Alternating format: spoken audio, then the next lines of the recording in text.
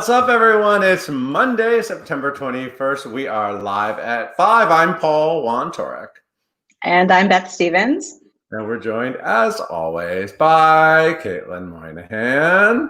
What up? What up? Hey, someone really awesome is here today who's having a big moment today because he has a brand new TV show premiering tonight on Fox, Filthy Rich. Who's here today, Beth? Oh, the wonderful and talented Corey Cott is with us today. Yay. Fantastic. With a beard. Things are changing, you know? Media. Quarantine. Yeah, exactly. We will see that beard. But first, let's do some news. Well, we have to talk Emmys, Paul. It's very important. Oh, right. That's right. The Emmy show was actually really pretty entertaining. They pulled off the parts I saw were really interesting. I liked it. I don't know. So that's right. The primetime Emmys were last night, and we have some of our theater people that got honored. First of all, Jasmine Cephas-Jones and her father, Ron Cephas-Jones, are the first. There they are, the first father-daughter team that have both won. Jasmine, of course, was in Hamilton. I don't need to tell you that. Ron's been in a ton of shows, off-Broadway especially. And there are more. There are more Broadway alums. Tony winner Billy Crudup won for his role on The Morning Show. Uzo Aduba, she just racks up those Emmy Awards, won for Mrs. America. Mark Ruffalo, for I Know This As Much Is True. Our lovely two-time Tony winner Cherry Jones for her guest appearance on Succession, and Jeremy Strong, who was on Broadway, won for Succession as well. Lots of other, of course, everyone loved The Greatest Showman, and Zendaya won last night. Not for that, but for her role on that would have been weird. It's her first Emmy for HBO's Euphoria. And Schitt's Creek just swept the comedy. All the comedy categories, Schitt's Creek won. So that was the big comedy winner of the night. Big night for the Emmys. I'm glad you had fun watching it, Paul. That's important. I did. I did. But mostly I was watching Ratchet all weekend. I totally, oh my God, it was so good. Anyway, but that's unrelated. That's next year's Emmys. Right, so there you go. Paulson will be a 2020. Right. We'll be talking about her a year from now. We might also be talking about The Boys in the Band because, as you know, The Boys in the Band Netflix film is coming out September 30th. And they announced today they're releasing a documentary, too, called The Boys in the Band, Something Personal. And it features interviews with late playwright Mark Crowley, who Beth and I are both lucky enough to get to meet. There's director Joe Mantello and the cast. Can I name them? Because they're fantastic. Please name them. Zach Quinto, Matt Bomer, Jim Parsons, Andrew Reynolds, Robin De Jesus, Brian Hutchinson, Michael Benjamin Washington, Tug Watkins, and Charlie Carver, who, by the way, is also in Ratchet. Michael Benjamin Washington and Charlie Carver are both in Ratchet. They both have fantastic roles. There's your Ryan Murphy crossover. I love the Ryan Murphy company of the performers. family. It's so cool how he does that. Anyway, you can get a sneak peek of the documentary on our site now, and it'll be on Netflix. I don't know when. The same day in September 30th. Okay. Same day. It's like bonus material. That's right. When you Beth and I remember the day when you would buy DVDs and then there'd be bonus features. It's basically that. A little extra insight. There you go. Yeah. All right. So I love the name of this news story. What the hell is a republic anyway? What are we talking about? We're talking about New York Theater Workshop announced today the initial group of projects that they want to do for the 2021 Artistic Instigators, which is a great name.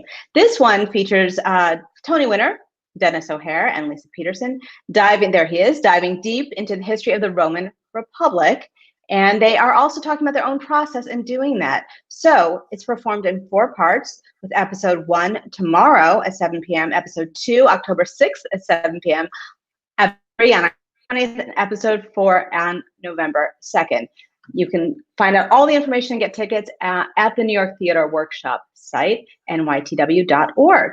And there are 7 more upcoming projects, so there's a lot to dig into. Cool.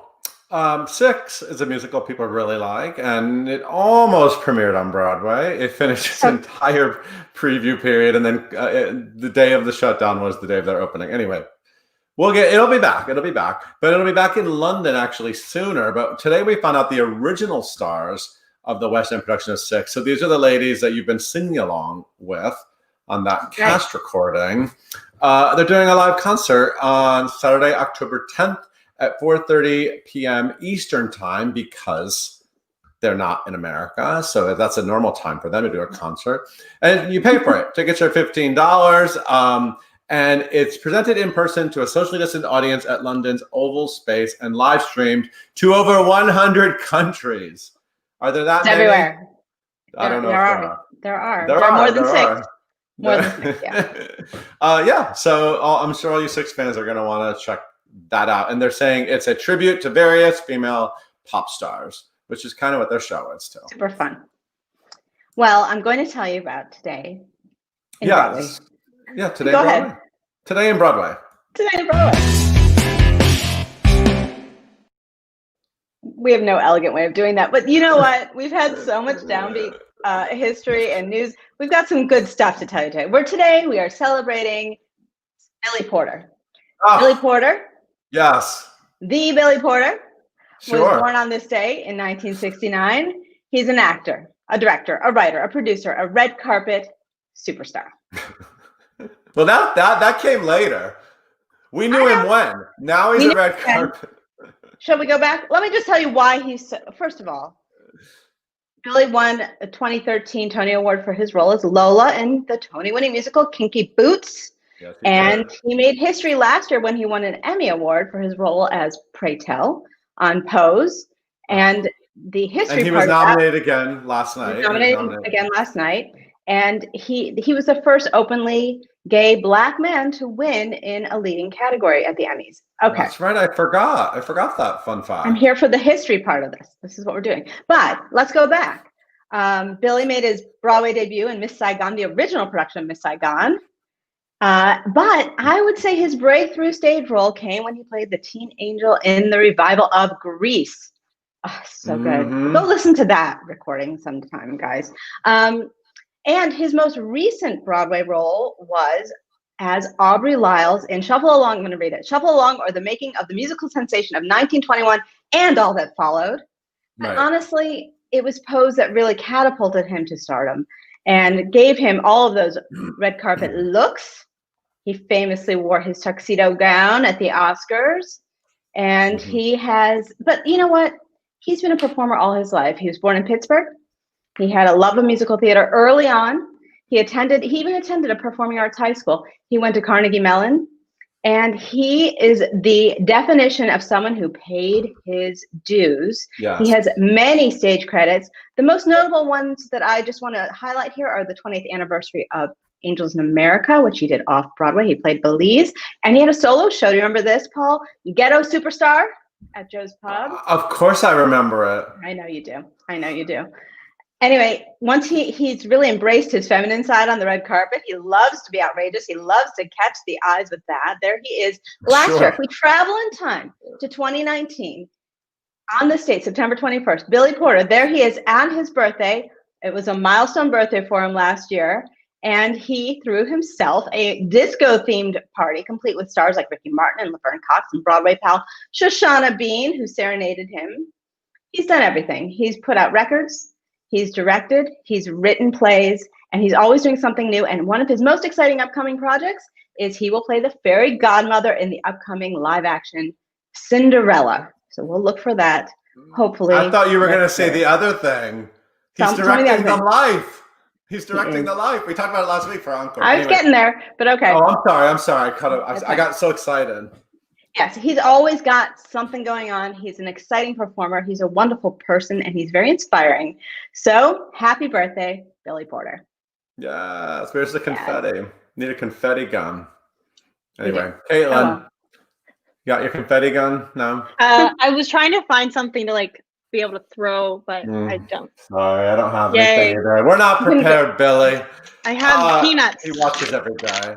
Yeah. Don't do that. Hey. Thank you, Beth, for all that information. Caitlin, will you please properly introduce today's guest? Gladly. Yes, you guys, today we got Mr. Corey Cott here with us to kick off a fresh new week of Live at 5 Home Edition live right here on Facebook and YouTube. We are celebrating that tonight Filthy Rich is premiering on Fox. It's a brand new TV show starring stage favorite Corey Cott. Y'all know him and love him from starring on Broadway in Newsies, GG, Bandstand. Rest in peace. I'll never forget Bandstand. Thank you very much. He's been on screen in a bunch of things as well. He's been in Z, The Beginning of Everything, The Good Fight, Public Morals. He's done it all. You can follow him on Instagram at naponacot. Very clever. Leave all of your questions in the comments below. And everyone, please welcome Corey and Paul. Yes, Hey. Nap on a Cot is here. I'm here. How you doing? I'm great. Happy birthday to Billy Porter. Billy Porter's album At the Corner of Broadway and Soul was a seminal. Are you kidding me? Me too. I love that album. In my musical theater, upbringing and life. Beautiful, beautiful performer. I remember he came to Carnegie Mellon and taught when I was like a sophomore, and we were all just, and that was really before he ascended into superstardom, not what he is now. Yep. Well, even then we were like, oh, this guy's the best, and he is. He's amazing. Anyways, I had to drop that. Do you want to sing anything from that album right now? That Billy Porter concert, Joe's Pub concert album, isn't it? Yeah. Shining in the eyes of every child. Oh man, he sings, or maybe he sings that. I think he sings "Awaiting You" in that album, but he sings that on the Adam Gettle Myths and Hymns album too. But he definitely sings "Sunday." His version of Sunday with the Broadway inspirational voices. Yep. Like amazing. Oh yeah. So enough about Billy Porter. He gets enough attention. It's about Corey Cott right now. I guess. How you doing, sir? This is a big day. I'm so honored that you're here on debut day. Man. I've been looking at this date for when they announce the TV shows coming with people I like. You get this far off date and you just like wait for it. And we had Aaron Lazar here like in August, and he's on the show too. But it's here. It's on tonight. It's on here. It's Fox 9 p.m. Eastern time. 9 p.m. Eastern. Hulu tomorrow. That's right.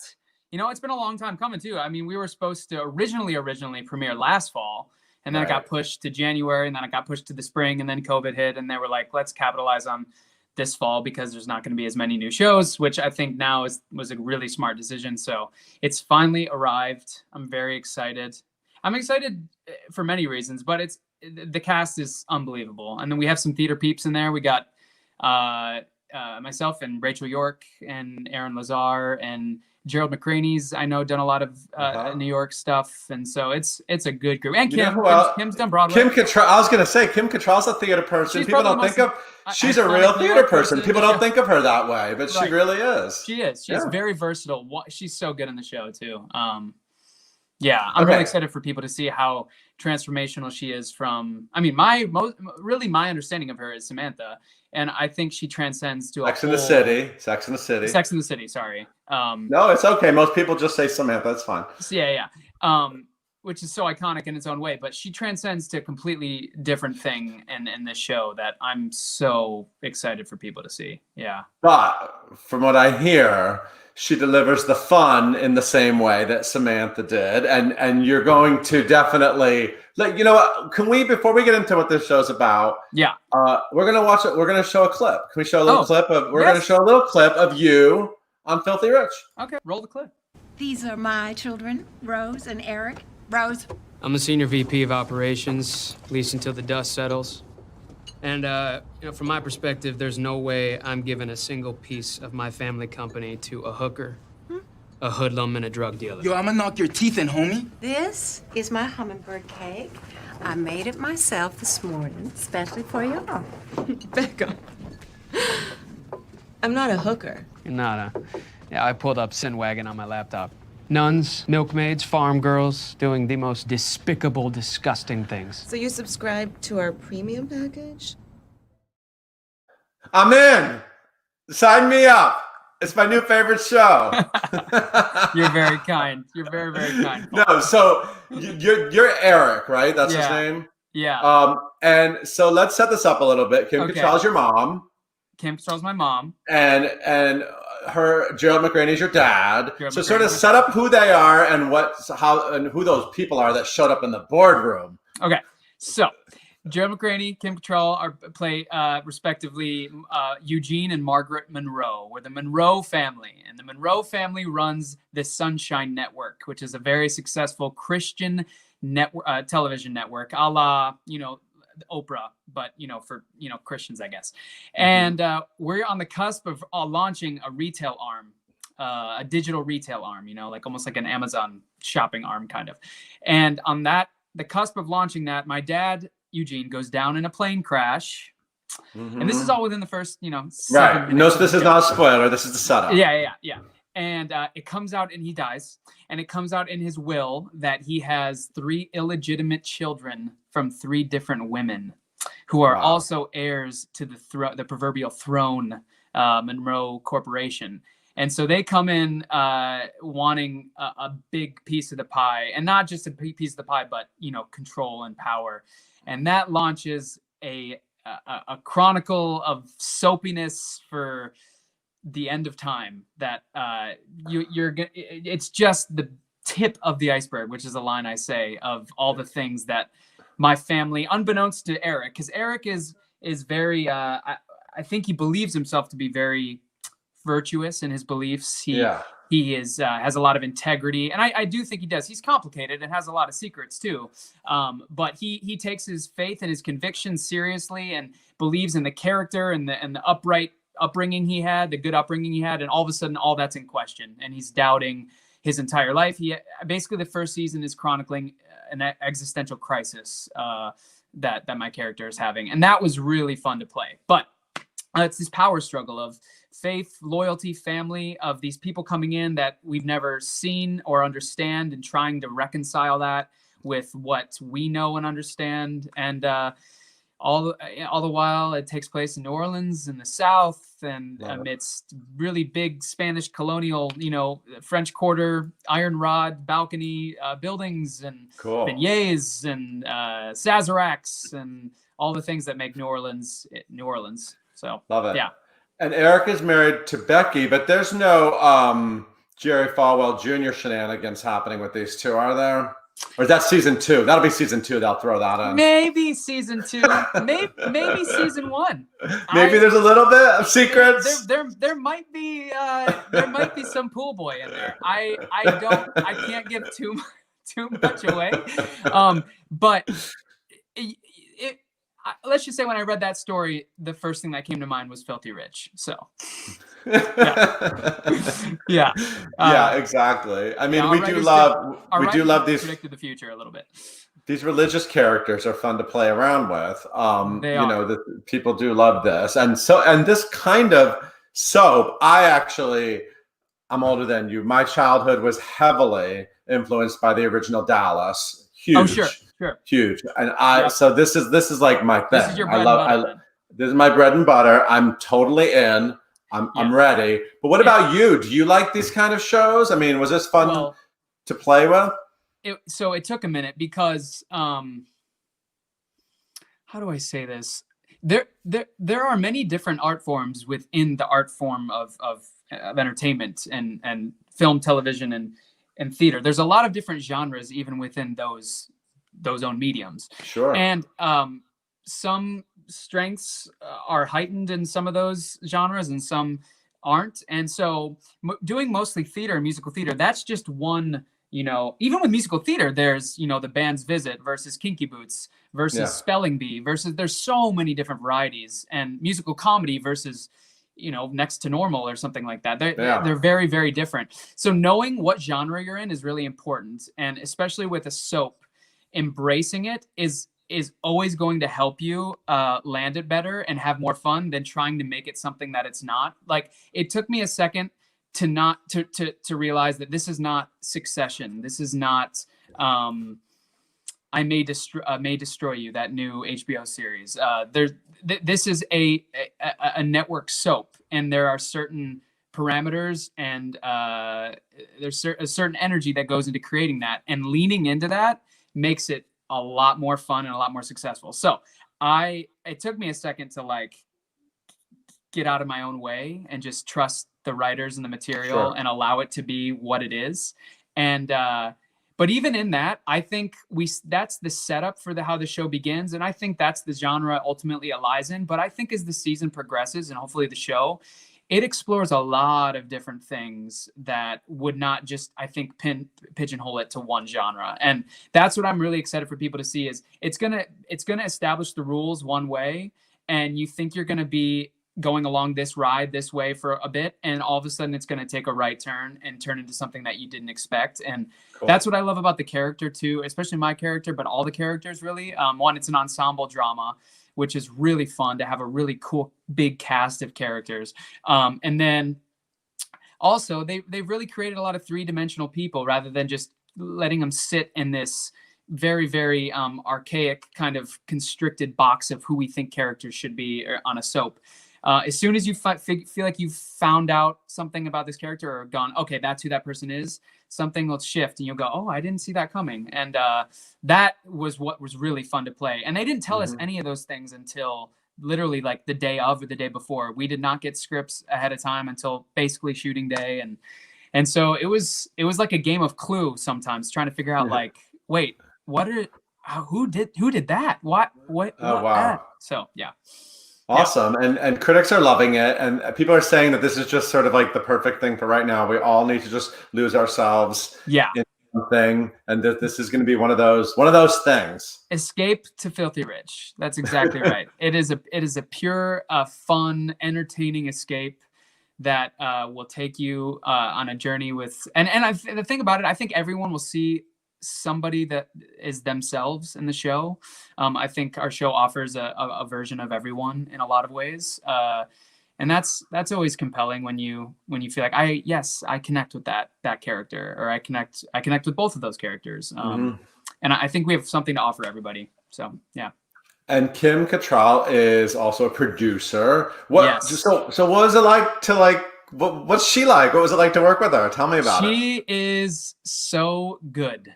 She's so good. It's a little intimidating how good she is. So I was in the airport. Tate Taylor, our director, our creator and writer, he called me in LAX after I went and tested. Taylor who? What's that? Taylor who? Tate Taylor is his name. Tate Taylor. Oh, Tate Taylor. Okay, got it. Tate Taylor, yeah. Yep, I know who that is. Yep. And he directed The Help, very prolific film. Yeah. And he called me in the airport and told me I got it, and I was so excited and overwhelmed. And then I asked him, "Oh, so can you tell me who's playing Margaret?" And he said, "I'm not supposed to tell you, but it's Kim Cattrall." And I was like, "What?" Oh my gosh! Because I immediately went to Sex and the City, which I wasn't as familiar with as my wife. But I was like, oh man, that's got to be her return to television, which is an exciting event in general. Yeah. But then when we got to set and got to know her, I got to meet her and get over those jitters of like, I'm with this famous person who's really, really successful. You get into the work, and she's so good and so technically good too. Like I learned a lot from her just watching her, how to technically set up a shot with the director and block a scene, and how to make that as advantageous to what she's trying to achieve as the actress. And she was very, very instructive and helpful and almost like a mother in a lot of ways. And but she brings the heat. She's so good. She's so good. And just a wonderful person. And yeah, it was great. I mean, it's weird when you're so familiar with seeing these people in one way on screen, and almost as if they're like this transcendent being that's not human, and then you get to be with them and you're like, oh yeah, you're just a human being like everyone else. I don't know why I keep doing this thing and making you this iconic thing that you are, but you're also not, and right. So that was a challenge at first, but she's awesome. She's great. Yeah. All right, we're gonna take fan questions in a minute, so if you guys have any, put them in the comment section. But I want to ask you, how's Elliot? Oh, he's so good. He started preschool last week. Oh wow! 3. Yeah. What does that involve? Like, we're in Pennsylvania. He's 3, right? He's 3. Yeah. 3, so it's 3. It's 5 days a week. He goes for a few hours, and they have like snack time. Like they learn shapes and colors and they have activity outside. It's honestly more for my wife and I to like have some time to just do other normal things. But he loves it. They wear little masks when they're inside and then they take them off outside, and he's been pretty cool. I'm truly blown away that he's not weird about it. But it's weird. He's almost now like so used to the masks that he doesn't even question it. It's just anywhere we go, we just have them, and that's kind of, I don't know. I wonder what that's going to be like when he's older. Is like, do you remember that time when we all wore masks? It is weird. Yeah, he's good. He's doing really well. And then Nolan, my youngest, is he just turned 1 about 6 weeks ago. So yeah. Happy birthday. Yeah, thanks. I'll tell him for you. So has it been a good family time? And oh yeah. I mean, maybe sometimes too much family time, but no. No, it's been great. I can't complain in any way. I think we'll look back on this time. I'll look back on this time and really appreciate the amount of time I had with my parents and with Meg, my wife, and my kids. And there's been times where I haven't had enough time, and you're doing 10 out of 12s for a week and a half, and then 8 shows a week, and it's like I feel like we're just roommates right now rather than in love married couple, and that time together during this whole mess has been great. So yeah. I love it. Yeah. I love it. Yeah. I love the beard. Are you Thanks, maintaining? man. Are you maintaining it? I'm not that good with that. I'm trying to. I like oils. Trim beard down oils. Here. I have some grays coming in, which is kind of weird. That's why I don't have a beard. You got to embrace it. It's a sign of wisdom, I guess. Right? Beard oils. Any tips or? I haven't even dabbled yet. Do you have any? Really? They have them at Target now. There's so many different kinds. I mean, there's so many options. Okay. It might smell better for your wife. Sure. I should look into that. Yeah. My 1-year-old definitely doesn't like me. Like anytime I try to like give him a hug or kiss him, he just kind of like pulls away because I think I just scratch his face. So I probably should work on that. Yeah. Beard oil for your son. Yeah. Yeah. Hey, Caitlin. Are you there? Oh, I'm sorry. I have to do my thing. Let's take some fan questions.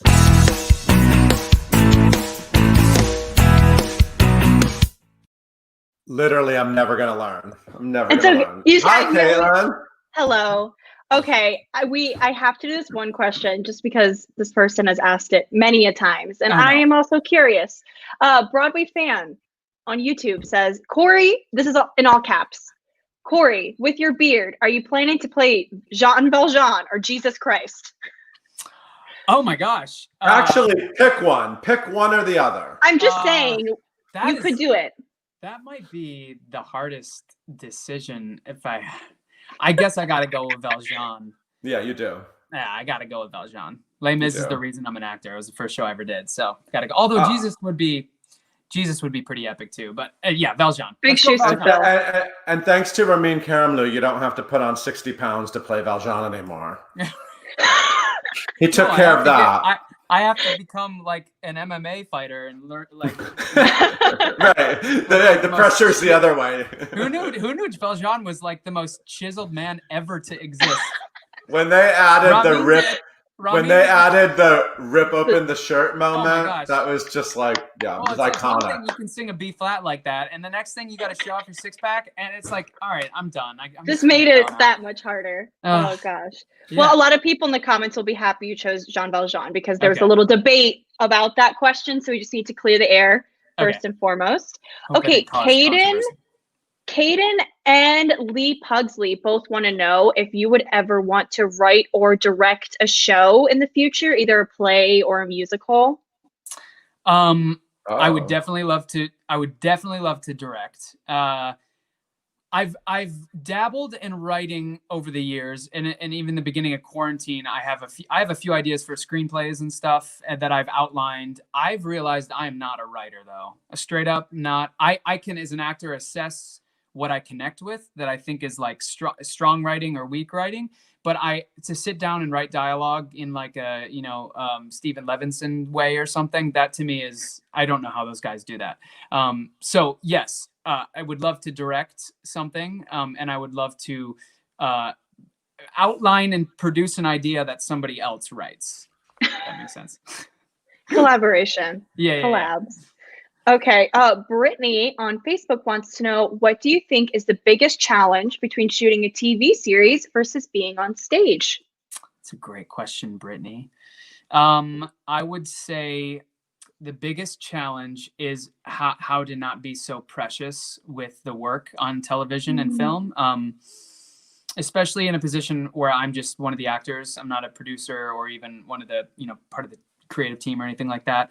You have to show up with your A game and be ready to do 2 or 3 takes maybe, and then move on. And if you didn't feel like you nailed it that day, it doesn't matter. There's a whole schedule of things that have to get hit, and you got to really trust your director and your editors to make it look as good as possible. That was a really big learning experience for me, because on Broadway, 8 shows a week, sometimes you can do it twice a day, and it's like, oh, I screwed up the matinee, but it's okay. I got tonight. I'll play with that and tinker with it, and make it better.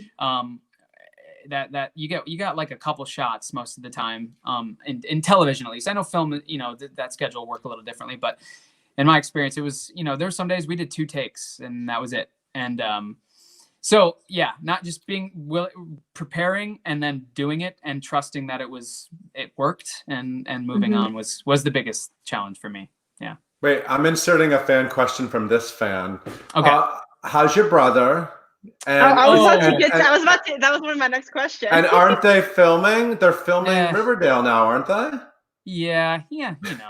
He's whatever. Whatever about him. No, he's good. He was here actually.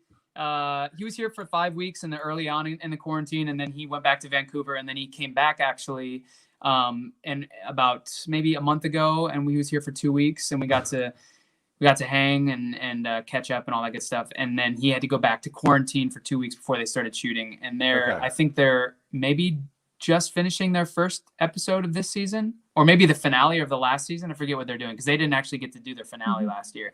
So, yeah, but he's good. He's doing really well. He's in Vancouver. Yeah. Are you guys ever going to do a Broadway musical together? Would that ever happen? I will. Yes, I hope so. But we gotta do the right thing. I don't know what it would be. I mean, Blood Brothers obviously gets brought up a lot, but that's Blood Brothers. Blood. Yeah. Mickey and what's that? Mickey and I forget the other one. Mickey's the bad boy. Who would be the bad boy? I don't know. Yeah, I obviously need to think about this a lot more. Sorry, I didn't mean to, I don't want to pressure you. My manager's gonna kill me. It's like his favorite show, and I'm forgetting all the characters. Amazing. Okay, I think. Jeff says Eddie. Eddie is the other. brother. Thank you, Eddie. Thank you, Eddie. Thank you, yeah, Jeff. Mickey and Eddie. Yeah, thank you. No problem. Kim Cattrall could be the mom. Sure. Oh, that's true. Go on. Next. Yeah. We got it all planned out. Or Floyd Collins. Floyd Collins is that could be those are brothers. Oh, yeah. And that's one of my dream roles too. So I could see that happening. It's ready for that. That show's ready to come back. The Riddle There's song. I love that show now. I just found out about that show a few it's the best. days ago. Okay, so that question that Paul had. I'm sorry. I'm done. I'm out. Real fans. One of those two kind of goes along. A lot of people in the comments just want to know, when are you going to make an appearance on Riverdale, Corey? That is the question of all questions, is it? I have to ask because everyone is asking, so I just have to put it out there. It's up to Mr. Roberto over there. We did a reading together a couple of years ago, and I said, hey, anytime you want me to come in and play the older, washed up, older brother or whatever, just who gave up. You could come from like a rival gang, another one. Yeah. Another rival gang. Or long lost brother, who's maybe was sent to a, juvenile delinquency camp or something and then came back. I don't know what it is. Yeah, there's something in there. I'm game. Whenever they're ready, Corey's ready. I'm here. I will go to Vancouver and I'll be there. It's Great. it's just a matter of them wanting it too. So you're not like lurking around on the set like in full makeup, I have been right? a couple times. I've kind of been like, hey, got any roles? Do you need me to stand in? Okay. No? I'm back. No, I've gone a couple times. I want to go this fall. I would love to try and go. It's kind of obviously tricky with COVID and everything, but say the word, and Calvin Keller will be there. You know? Oh, there we go. Got to name down it. everything. Kevin and Calvin. All right, Mr. Corey Cott, we've kept you too long. Thank you so much for joining us. Everyone, check out Filthy Rich. I'm going to be there. It's tonight 9:00 Eastern time on Fox, or do what I'm going to do, stream it on Hulu tomorrow. You know, I mean, there's options. There's options nowadays. 21st century Paul. There you go. But that's great that they tell you that from the get-go, that you can you know your options going in. Yeah. So good to see you. Have fun with that family of yours, and hopefully we'll see you on stage again one day soon. Lloyd Collins, 2022. Trending hashtag. Okay. Make it work.